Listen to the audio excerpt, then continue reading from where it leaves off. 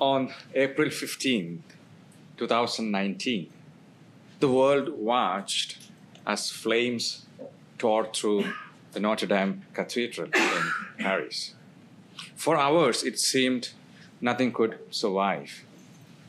Yet, amid the smoke, firefighters and a few daring cathedral staff, they formed a human chain to rescue what could not be replaced: the crown of thorns and relics of saints, the Blessed Sacrament. Reuters, the newspaper, later reported that 90% of the cathedral's treasures were saved because in the moment of crisis, people knew instinctively what mattered most. When the fire subsided, of course, the golden cross still hung above the altar, gleaming through the ashes. That image is what St. Paul is talking about in letter to the Colossians in the first reading today. Seek what is above, not what is on earth. Not because the earth is worthless, but because in fire we learn to recognize what endures. Something similar happened in 2011 after the dreadful tsunami in Japan. Whole towns were destroyed. Later, once the waters receded, volunteers collected thousands of water-damaged photographs of weddings, of family reunions, of graduations, and began painstakingly restoring each of those photographs. The New York Times reported this. They reported how people lined up, not for money or furniture, but for a chance to see a loved one's face reappear once again on paper. They weren't clinging to objects. They were clinging to memory, relationship, and identity.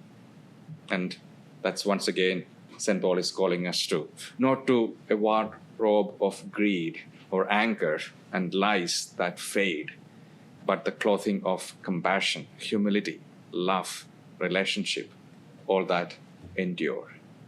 The Old Testament gives us a similar picture in the book of prophet Zechariah.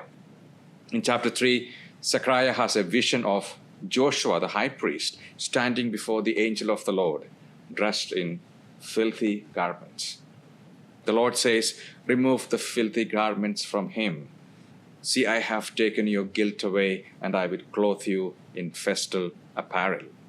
It's not a lesson about clothing styles. It's about God stripping away guilt and shame and giving a new identity.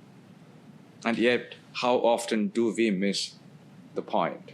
A friend of mine told me about buying fine new clothes for a wedding, but forgetting to remove the price tag. All evening, people praised how elegant he looked, while the tag dangled from his back for everyone to see. He laughed later, saying, "I thought I looked perfect until someone showed me what I had overlooked." Isn't that just like us? We polish the outside so carefully, but often carry hidden stains of envy, pride, or resentment within, things far more noticeable to God than to others. Paul tells us to strip all that away, not to patch the old, but to put on something new, something we did not make for ourselves: Christ. The cross shining through Notre Dame's ashes, or the family photos rescued from Japan's dirty mud, or the garments exchanged in Zechariah's vision, they all remind us that what is above is not distant, but decisive. It is Christ in us, reshaping how we see the world, what we value, and what we carry forward. So here is the question presses on us today. If the fire alarm of life went off tonight, what would you reach for first? The grudges, the possessions, the applause, or the treasures that cannot be burned? Faith, mercy, love, Christ himself. Because when all else crumbles, Christ remains. And Paul's invitation is clear: put on the new self. put on Christ. Amen.